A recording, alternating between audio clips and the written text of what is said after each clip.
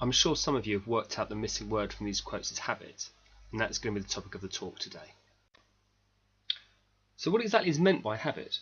This seems obvious, as habits are just actions that you do regularly. People often point to good ones, like exercise, or bad ones, like smoking. However, what habits really are is something quite specific. They are those things you started off doing deliberately. You had to think about them to do them, and made a clear choice to do so, but at some point stopped thinking about them, but still did them anyway, often every day. So for example, anyone that has a habit of running made the decision to put on their running gear and go for a run. Over time this becomes a habit and they do it without really thinking. When they get up in the morning they just put on their running gear and go for a run, or they head to the gym just after work. Of course they're aware they're doing it, but they don't have to think about it in the same way they did when they first started. Unfortunately, the same is also true for bad habits like smoking. Any smoker at some point made the decision to pick up a cigarette, light it and inhale the smoke. However, once they've been smoking for some time, they get to the point where they see a pack of cigarettes and automatically pick up a cigarette and start smoking without really thinking about it. Of course they're aware they're doing it, just like a runner is, but they don't think about it in the same way they did when they first started.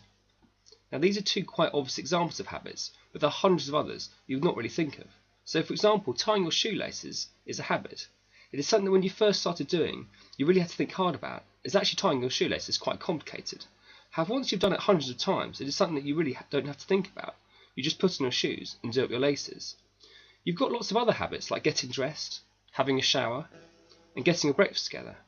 Now these are habits for your morning routine, but you've got lots of other habits as well, such as the way you speak to other people, or your study habits, both at home or at school, the habits of watching TV, and your habit of how you use your phone, including social media. When you understand habits in this way, it should not surprise you that researchers looking at how people spend most of their time found that 40% of the actions people do each day are habits. As so much of the time is taken up by habits, they're extremely powerful and have the potential to do a lot of good. For example, in order for an athlete to achieve their best, they need to develop the right habits. They need to make sure they eat the right food and get enough rest, warm up properly, and of course train hard. But what is true for athletes is true for anyone. Any person that wants to do their best in whatever area needs to develop the right habits. As habits are powerful, they have the potential to do a lot of good, but also a lot of harm. The most obvious examples are addictions to drugs and alcohol, which can destroy your life and quite literally kill you. However, people can get addicted to other things, for example gambling. These people often spend money they can't afford and lie and even steal from friends and family. Also, computer gaming is increasingly seen as a possible addiction. Just in the same way that most people that drink are not alcoholics, most people that play computer games don't have a problem with it, but some clearly do. People can even become addicted to shopping. This is similar to gambling, as people spend money they can't afford, often buying clothes they will never use. People can even become addicted to sex. Now this may seem comical until you understand the effect it can have on people's personal lives. For example, Tiger Woods ended up checking himself into a clinic for sex addiction after cheating on his wife. I know you're often told that the key to having a successful life is in making the right choices. That by making the right choices you'll get the best grades you're capable of at school, a job that you enjoy, that pays you well enough to live off when you get older. That the right choices will give you happiness in your personal life with friends, family and loved ones. And that through the right choices and with a bit of luck, you'll have good health now and as you get older. Of course there's much to this. The choices you make do really make a difference. However, this focus on choice is really missing something out. That much of what you do each day is not really a choice as people think about it, but instead a habit. Also many of the big choices you'll make, for example, what job to do, or where to live, or who to choose as your life partner. The right choice is not always obvious. For this reason it's worth focusing more on habits, as habits have a huge impact on making your life a success. It is clear what good and bad habits are, and they are something you can work on improving. When you understand the importance of habit, it should make you look at your time at school in a different way. Now you may have asked yourself, what's the point of school? Nobody needs to know everything they're taught at school. Nearly everyone needs to know how to read and write, as well as some basic maths. And some people may need to know other things they're taught at school. So for example, if you become an engineer, you'll need to know something more advanced maths you're taught at GCSE. But you'll not need to go in to explain Hitler's rise to power, or how glaciers are formed, or why Romeo and Juliet couldn't make it work. This leads to the rather obvious question, is school that important? You need to be clear that it really is. Is getting a good education is the key to many jobs and training opportunities that you simply will not have otherwise. In fact, research has been done showing that getting 5 good GCSEs, including maths and English, adds an extra £80,000 to your earnings over a lifetime, while A-levels adds a further £60,000. Now this is a life-changing amount of money. However, it's not just the extra money that a better education gives you, it's also the extra choice over what you do. So it's clear that school and your grades are important for your future success, but maybe not in the way you think. In fact, an interesting project was done in America where pupils that had good grades but were in danger of dropping out of school sat their exams early. The idea is that they would get their qualifications before dropping out and go on to do just as well as everyone else. In some ways the project worked well, as people sat their exams early and did get their qualifications. However, when these pupils were tracked down a few years later in the early 20s, they were not doing well at all. In fact, they were doing just as badly as those pupils that had dropped out of school with no qualifications. For this group, their education made no difference. This is confusing as we know that education is important, but for this group it didn't seem to work. Understanding something like this is very complicated, but I think part of the reason can be explained by habit. Normally people that get good grades in school tend to go on to do well, but also those people tend to get those good grades by having good habits. And those habits also help them later on. If you happen to have pupils that get good grades simply because they find their schoolwork easy but have bad habits, these habits will cause them problems later on. Some of you may be thinking, I don't need qualifications, I just need good habits. But you need both. Grades are important, but just on their own they're not enough. Knowing the importance of habits should make you want to work doubly hard at school, as not only does hard work help you with good grades, it also helps you develop good habits. There are two types of pupils that should think quite differently about how well they're doing at school now you know the importance of habit. There are those pupils who, despite having bad habits, get pretty good grades as they find schoolwork easy. First of all, these pupils are underachieving, as with more effort their grades will be better. More worryingly, they're not developing the habits they need to lead to success later on. Alternatively, there's another type of pupil who does everything they can and works really hard, but never gets the grades that they want. If you're one of those pupils, you may be thinking, is the hard work all really worth it? Maybe I should just give up. You need to know that low grades are often turned around with hard work, but even if you leave school without the qualifications you want, your time at school has not been wasted, as you've built good habits. We've talked about why habits are so important, but now we're going to look at how habits actually work. To do this, you need to start off by looking at your brain. On a very simple level, the upper part of the brain deals with more complex thinking. This is the part of the brain that's working when you're laughing at a joke or solving a puzzle. The lower part of your brain deals with more automatic behaviours, like breathing. When an action becomes a habit, it stops being done by the higher part of the brain and starts to be done instead by the lower, more automatic part. This is shown by a study where rats were put in mazes that they would explore to find food. To begin with, the scientists could see that the higher parts of the brain were working to find the food. However, as they did this again and again, they could see the lower parts of the brain start to take over. The action had become a habit, and the rat was finding their way to the food without really thinking. Exactly the same things happen with people. The very first time you're given directions somewhere new, you think hard about how to get there. However, once you've made this journey again and again, and it's become a habit, you don't really have to think about it at all. Just think about your journey to school. The power of this lower automatic part of the brain, and how it can work quite separately from the higher part, can be shown by looking at the case of a man called Eugene Pauly. As a younger man, he got a virus that badly damaged the upper part of his brain. This is a person that you can have the same conversation with every few minutes, as he could not remember what he had just said. When he was asked to sketch a map of the downstairs part of his house and show how to get from there to the bathroom, he would say he had no idea. But it's not quite true to say that he didn't know. While the upper part of his brain was badly damaged, the lower part worked just fine. And like anyone else, he had a habit of going to the loo. So he could get up and walk from his sitting room to the loo without any problem, although he could not give you directions how he was going to get there. In a similar way, he could not tell you where his house was on the street that he lived, but as he had a habit of going for the walk each day, he'd get up and walk down the block and find his way back to his house without any problem. You can also see how the lower automatic part of the brain can work quite independently from the higher part by looking at sleepwalkers. Now, for most people, when they go to sleep, their brain turns off their ability to move, apart from very basic things like rolling over. But this is not true for sleepwalkers. But why does it mean these people can get up and walk round in their sleep? The answer is that walking is something that the lower part of the brain does, so you can do it without even being awake. This is also the reason why sleepwalkers have been found doing other things that the automatic part of the brain does, like eating, or even more worryingly, driving. So when something becomes a habit, the automatic part of your brain does it. What is also important to understand is the automatic part of your brain not only does the action, but also decides when to start the action in the first place. Of course, you're still aware of what you're doing. This is the reason why people do hundreds of things each day without really thinking about them, from getting dressed and brushing your teeth to travelling to school and checking your phone. In fact, all habits have three parts. The first is the trigger that gets the automatic part of the brain to start the action. The second is the action itself. And the final part is the reward, which is why you do the action. For example, With the habit of brushing your teeth, the trigger may be a certain time of day, like just after breakfast or before getting ready for bed. The action itself is brushing your teeth. The reward is having clean teeth, or more accurately, the feeling of having clean teeth. In fact, the reason why your teeth tingle after brushing them is that the chemical citric acid is added to toothpaste to give you that feeling, even though it doesn't clean your teeth.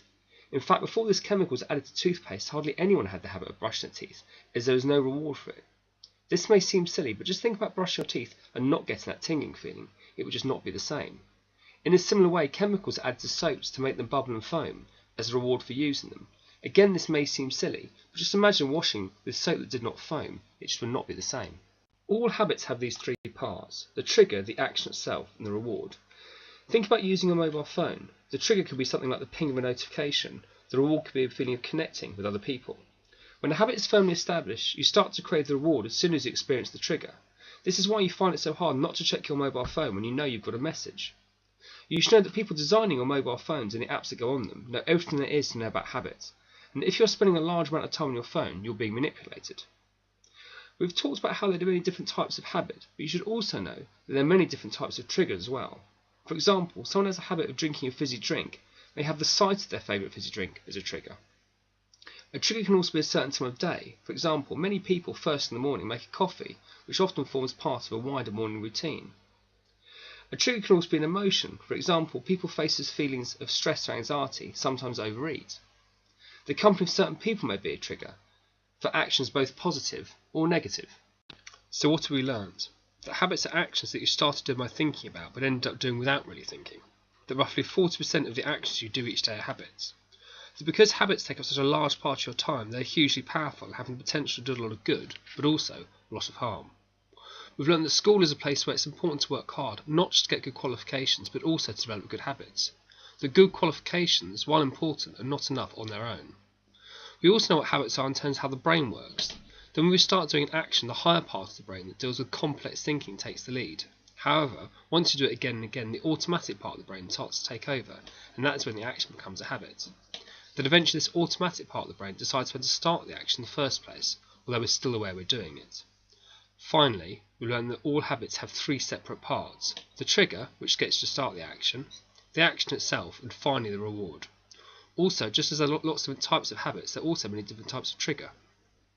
Now, I hope you found this talk interesting, but I'm not going to pretend that on its own it's been very useful. To be useful, you need to know how to use this knowledge to build good habits as well as get rid of bad ones. And first of all, we're going to focus on how to build good habits. When you want to create a new habit, you have to first think about creating a clear trigger that will eventually be the automatic part of the brain to start the action. For example, I know a man who has a strong habit of running and will often run 2 or 3 times a week, doing 10 or 15 miles at a time. However, when I met him, he didn't run at all. So how did he develop such a strong habit of running? Well, he started off by making himself go for a 10-minute run around the block each night just before he got ready for bed. Whatever the weather was like, and whether he felt like it or not, he would just put on his trainers and go out. At the time, he was not concerned about how far he ran or how fit he was getting. He was focusing on developing a habit of running. Whether he knew it or not, he was setting up a clear trigger for the action of running, the time just before bed, and the sight of his trainers. Once he developed the habit of running, he just gradually increased the length of his runs. So if you want to establish a habit, you need to choose a trigger that will start the action. You also need to think about the reward for the action, as this will help motivate you. So for example, with someone trying to set up a habit of running, they would think about how the run makes them feel better, or how it's going to get them into better shape. We've looked at how setting up a clear trigger and thinking about reward can help us establish a habit like running. But you can also use the same approach with any habit you want to establish, for example, like doing your homework. The trigger you may use may be a time of day, maybe when you get back from school, or after a cup of tea at the weekend, or it could be something visual, like a folder you keep your homework in. You then need to think about the reward you get from doing your homework. You may think about how you're learning new things, or how by working your very best, you're making your parents or carers proud, or how you're working towards the best possible grades you're capable of getting, or how your work will lead to a future job that you enjoy, that pays you enough to live off well. By asking you to think about these things, I'm not telling you to dream about stuff that will never happen. I'm asking you to think about and work towards your future. You can use the same approach to be a better student in school. We all know what a good student does. They turn up on time, they listen when instructions are given, and they get on with their work. Poor students do none of those things. Of course, they're both extremes, with all people being somewhere in between, but much closer to the perfect student than the poor one. You may ask yourself the question, why are some students better than others? Some of you say because that's just the way that some people are, but I don't think that's really true. You may say that good students make more of an effort than poor students, and there may be some truth in that. However, when I see good and poor students in class, I think that nearly all the time both students are just following their habits. The key between a good student and a poor student is that good students have developed good habits. For example, a good student may see their class book as a trigger for them to start working. The reward could be the feeling of learning something, or all the rewards we talked about earlier. By contrast, a poor student is yet to develop the habits of arriving on time, listening to instructions, and getting on with their work. We've looked at how you can establish habits in running, your homework, or being a good student at school, but you may decide you want to establish a good habit in something entirely different. It may be the way you treat or help other people, or the way you spend your time, or look after your health. Whatever your habit you want to establish, choose a trigger that will start off the process, then think about the reward you're getting from the action as a way of motivating yourself. Just because you understand how to start a good habit does not mean it's easy. Certainly to begin with, it can be really hard work. However, once you've established the habit, you should be able to keep it going without too much effort. You will also find that once you've set up one positive habit, that lots of others seem to follow without you really thinking about it. An example showing how this can happen is given by the case of Lisa Allen, who at the age of 34 was not in a great way. She smoked, she was unhealthily overweight, she was in debt, and she could not keep a job with the same company for longer than a year. However, in less than 5 years, she completely transformed herself. She no longer smoked, she was a healthy weight, in fact she ran marathons, she had cleared her debts and bought a house, she'd been working for the same company for more than 3 years, and was studying part-time for a degree. So what had led to this transformation? Well, after being dumped by her husband and having a very difficult time of it, she went on holiday to Egypt, where she saw the pyramids. Well, there she decided that she was going to come back in a year's time and trek through the desert. At the time, she had no idea of how she was going to do this, but one of the first things she did when she got home was give up smoking. She would need to be fit for the walking, and smoking was expensive, and she would need to save money to pay for the trip. Soon after that, she started going running as a way of getting in better shape. She then started to be more careful how she spent her money, as she was going to need to save up for the trip. Better habits of saving helped her clear her debts and work towards buying a house. She also started to be more careful how she spent her time, as she needed to keep her job, as well as fit in regular exercise. This helped her in her job, but also fitting in part-time study. You may think that's only one example, but this domino effect is quite common, where one positive change leads to another, and so on, and so on. In fact, there are 2 studies that show how this can work. In one study, people were given targets of how much money they were to save each week. In another study, they were encouraged to exercise regularly. It will not surprise you to know that after a month or so, each group had a habit in each of these areas. What may surprise you are the other things they also had in common. Both groups smoked less, they drank less, they consumed less caffeine and ate less junk food, as well as studied more. Nobody's really sure why it is that when people make one positive change to their lives, there are lots of others seem to follow. Some people think it's because they build up their willpower. Once you get good at making yourself do something you don't really want to do at the time, like go for a run, because you know it's the right thing to do in the long term, then you'll get better doing the same thing in other areas, like turning down a glass of wine or doing an extra hour of homework. In many ways, it doesn't matter why this happens. What's important is that it does, and it's really worth making an effort to improve one habit, as this may lead to many other positive changes. So far, we've looked at how our understanding of habits can be used to build good habits. We're now going to look at how we can use this understanding to change bad habits. Now, much of the time when you do something regularly that you know is not good for you, you can simply stop doing it. For example, if after school each day you buy yourself a so-called energy drink, you could probably just not do it anymore without much effort. However, you may find you've developed a bad habit that despite making an effort to stop, you can't seem to. It may be that this is bad habits to do with your health. Unfortunately, at the moment, teenagers don't have healthy lifestyles. Some experts are worried that your generation will have shorter lives than your parents. Less than half of them teenagers get enough exercise. Only 20% eat enough fresh fruit and vegetables, and while 70% of you are healthy weight, 30% of you are not. It may be that you don't have any bad habits now, but develop them as you get older, as most adults don't have healthy lifestyles either. Out of 10 typical adults, only 1 has a healthy lifestyle. However, it may be that your bad habit you want to change has nothing to do with your health. It may be about the way you spend your time or the way you speak to and treat other people. We know that when something becomes a habit, the lower automatic part of the brain does the action. What's also important to understand when looking at bad habits is the lower automatic part of the brain decides when to start the action in the first place. As I said before, this does not mean that you're not aware you're doing it, but you may have real difficulty in stopping yourself. The role of the automatic part of the brain in starting a habit was shown by an experiment where mice were put in cages with a lever they could press to get food. They were left to do this again and again and develop a strong habit. But then scientists poisoned the food. The odd thing was the mice kept on eating the food even though it made them ill. They knew the food was poisoned, as when it was just given to them on their own, they wouldn't touch it. However, pressing the lever and eating the food had become such a strong habit, started by the automatic part of the brain, they just couldn't seem to help themselves. This may seem like an odd and slightly cruel experiment. It doesn't tell you much about human habits, but it shouldn't take you long to realise that unfortunately it tells you a huge amount. Think about an alcoholic that is literally drinking themselves to death. They know another drink could kill them, but they can't seem to stop themselves. This is because the lower automatic part of the brain starts the action of drinking, and they can't seem to override it. Alternatively, think of a gambler who is spending money they can't afford, and is destroying relationships with friends and family, but can't seem to stop themselves. Also, on a less dramatic level, think about people that are going to cut their lives short by smoking or eating badly, but can't seem to stop themselves. When it comes to understanding bad habits, it's useful to think of habit as a form of learning.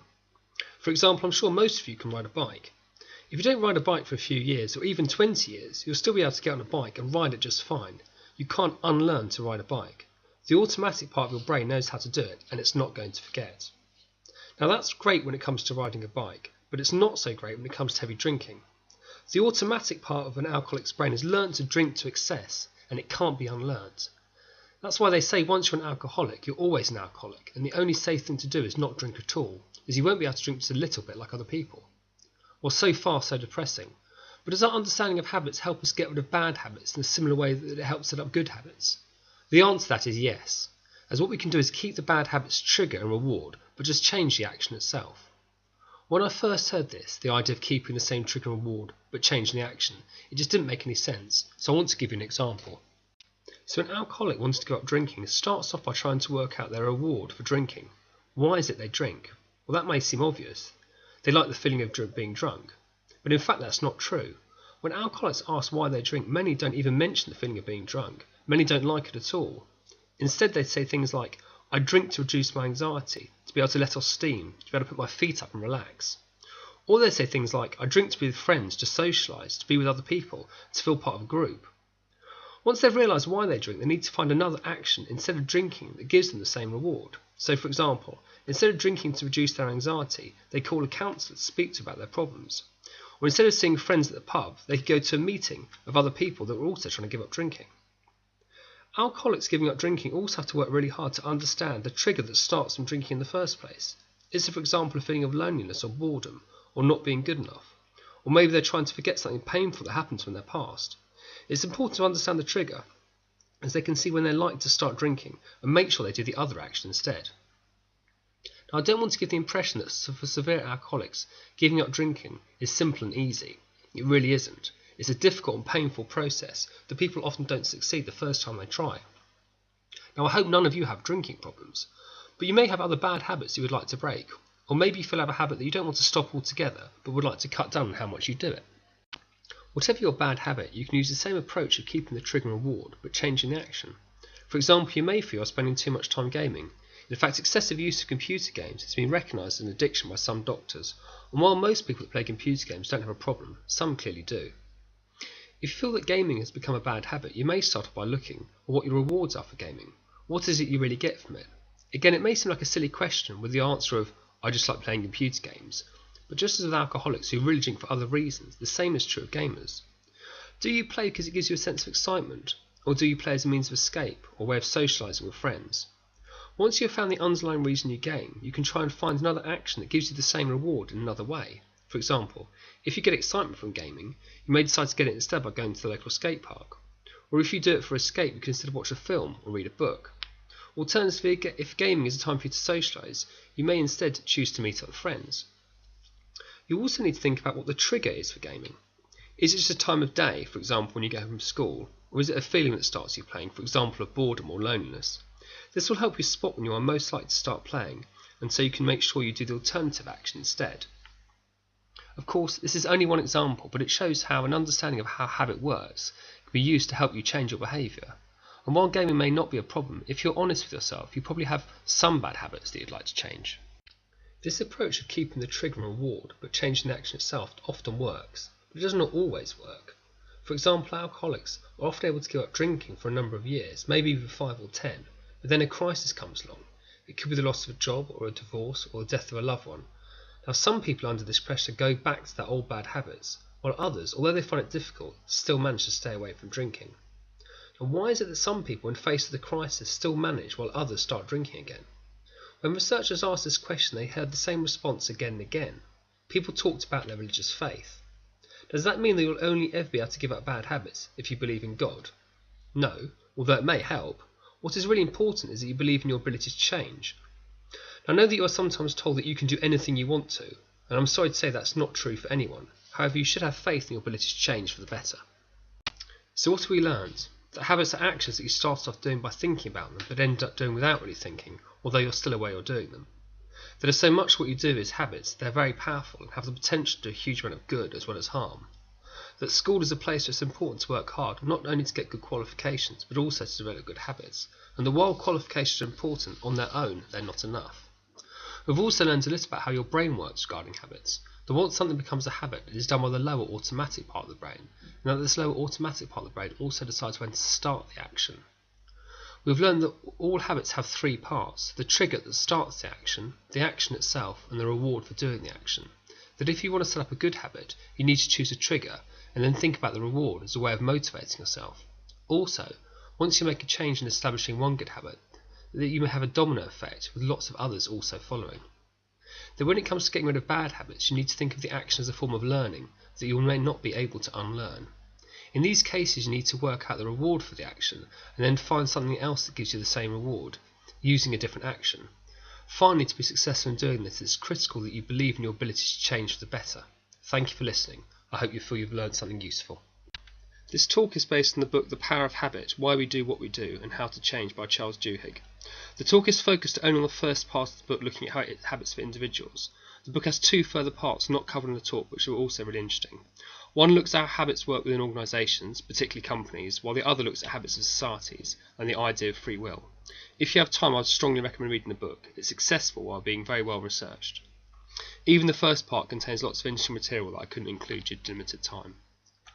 For a full script and PowerPoint to the talk, please visit the Times Educational website and search the resources using Rufo Rufus. Thank you.